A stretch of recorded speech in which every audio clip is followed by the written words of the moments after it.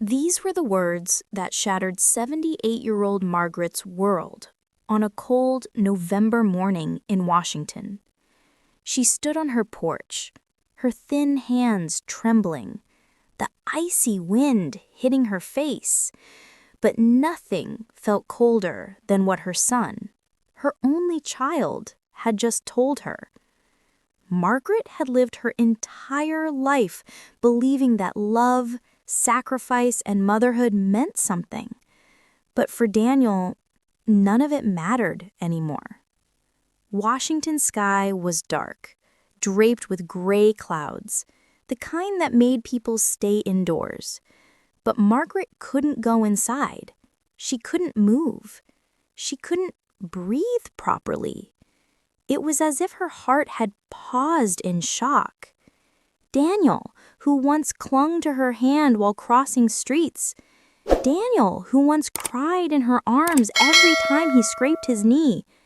Daniel, who once whispered, "Mom, you're my best friend," was now standing on her doorstep with a face as cold as marble. "Mom, I'm tired," he said sharply. "I have my own life. My wife and kids need me. You're not my responsibility. You're not my problem." Not my problem. Those words felt like a knife twisting inside her. For a moment, she wondered if she had misheard him. Maybe the wind distorted his words. Maybe he didn't mean it. But the look in his eyes told her otherwise. His wife, Sharon, sat in the car, arms crossed, eyes filled with irritation, tapping her fingers on the steering wheel like Margaret was wasting their time. "Dan, hurry up. She'll figure it out. She always does." Figure what out?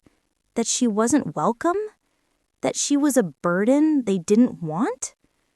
Daniel sighed, turned away, and walked back to the car without even giving his mother a hug. Margaret watched the red SUV disappear down the street. With every second that passed, her tears grew heavier. Inside her small wooden house, silence swallowed her. The ticking clock sounded louder than usual. Her breathing echoed in the empty rooms. She whispered to herself, "I raised him, alone, all those years, and now I'm not his problem?" The loneliness that followed was unlike anything she had ever felt before. But what she didn't know was that life was preparing her for a revelation, a truth that would change everything. A truth that would lead her to do something no mother ever wants to do: cut her own son out of her will. But the journey to that decision began long before that November day. Before Margaret was a lonely old woman in Washington, she had been a fighter. At 24, she lost her husband in a factory accident. The insurance company refused compensation. Overnight, she became a widow and a single mother with a toddler in her arms. She worked 2 jobs, hotel cleaning in the mornings and a laundry service at night. She walked to work even in the freezing Washington winters. She skipped meals so Daniel could eat properly. She patched his clothes, mended his shoes, and lied about being full so he could have more of the dinner. Daniel grew up watching her struggle, yet somehow, as he grew older, he forgot. Or maybe Sharon helped him forget, because Margaret noticed that every year after he got married, he grew more distant. Phone calls became shorter, visits became rarer, birthdays turned into text messages, and Mother's Day? Sometimes he forgot entirely. Still, she loved him without limits. She defended him when neighbors said he was ungrateful. She smiled through heartbreaks because that's what mothers do. But she wasn't immortal. Age had begun to pull her down. Her legs weren't as strong, her back ached at night, and diabetes made her weaker each day. Yet she never asked Daniel for anything until the day everything changed. One icy night, she slipped in the kitchen. She tried to stand, but her ankle twisted badly. She crawled, literally crawled, to the landline and dialed Daniel. "Dan, I need help. I fell," she whispered. And his answer was, "Mom, I can't. Sharon's relatives are visiting. Call an ambulance." He hung up before she could reply. The paramedics later told her she had been on the floor for hours, cold, hurt, and alone. Daniel didn't come to the hospital. Not a call, not a message, nothing. She returned home 3 days later using a walker. She expected him to visit. He didn't. But the final blow came weeks later when her heating system stopped working. Washington winters were deadly for the elderly. She called him again. "Dan, could you just check my heater? It's freezing in here." His voice came loud and annoyed. "Mom, I told you, you need to figure things out yourself. I'm not your problem." Not his problem. That was the day her heart broke. But it was also the day a seed was planted inside her, a seed of painful realization. A mother can give her entire life for her child, but a child can still choose to walk away. Life is unpredictable. Sometimes the people you expect the least from become the ones who save you. Margaret met her angel the morning after her argument with Daniel. She was trying to carry firewood inside the house, but her hands were shaking too much from cold and weakness. Suddenly, a young woman's voice called out, "Ma'am, wait, let me help you." Her name was Alina, a 32-year-old volunteer social worker who visited elderly homes in the area. She happened to walk by and saw Margaret struggling. Elena carried the entire pile of firewood inside, lit the fireplace, checked her temperature, and made her warm tea. "You live alone?" Elena asked gently. "Yes," Margaret replied, embarrassed. I manage." Elena didn't believe her. Over the next few days, she visited again and again, bringing groceries, cleaning the house, helping Margaret walk, and just talking to her. For the first time in months, there was laughter in the house again. Elena learned everything about Margaret: her childhood, her late husband, her sacrifices for Daniel, and her loneliness. She cried listening to her stories. "You deserved better," Elena whispered once. "No," she smiled sadly. "I just wanted love from my son."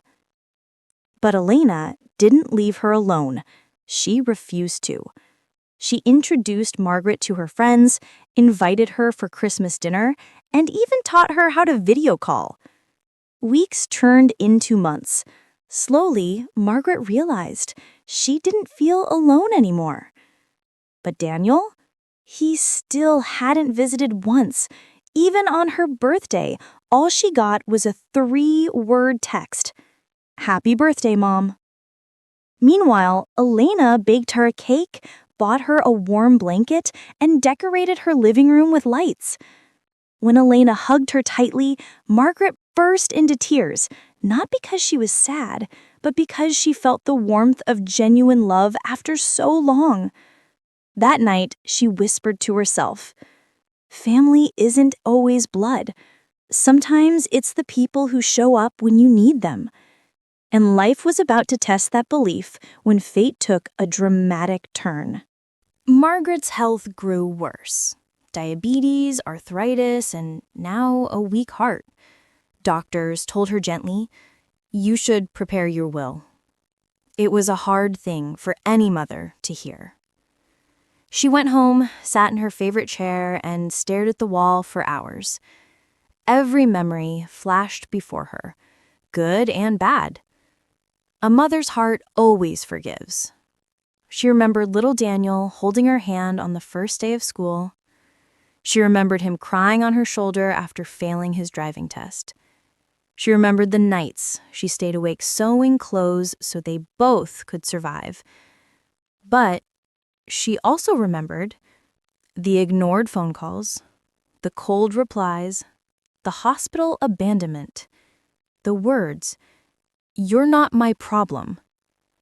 Then she remembered something else. Elena, hugging her and saying, "You matter. Your life matters." For the first time, someone treated her like she was important. That night, sitting at her table, she picked up the pen to write her will. When the lawyer came, Margaret spoke clearly. "I want everything I own, my house, savings, land, to go to someone who treated me like family." The lawyer nodded. "What about your son?" he asked. She paused. Her eyes softened but then hardened with pain. "He made it clear I'm not his problem," she whispered. "So he won't be mine." The lawyer wrote everything exactly as she said. Margaret signed the documents with steady hands. Elena had no idea. When Margaret told her, Elena broke down crying. "Why would you do that for me?" "Because you cared when no one else did. And that is worth more than blood." But when Daniel found out, he exploded with anger. He stormed into her house days later, shouting, "How dare you? I'm your son. I deserve everything." Margaret stood tall on her trembling legs.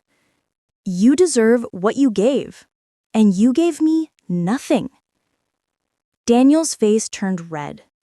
"You're making a mistake." "No, I made the mistake of believing you would care." He stormed out of the house, slamming the door so hard the walls shook. Margaret sat down slowly, breathing deeply. Her heart hurt, but not from pain, from relief. She had finally stood up for herself. She had finally chosen peace. Months later, as spring arrived in Washington, Margaret's health declined rapidly. One peaceful morning, she didn't wake up. She passed away in her sleep, calm, warm, and with a faint smile on her face. The lawyer handled everything.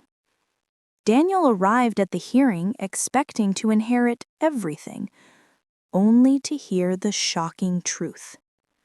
"Your mother left her entire estate to Ms. Elena Rodriguez." Daniel jumped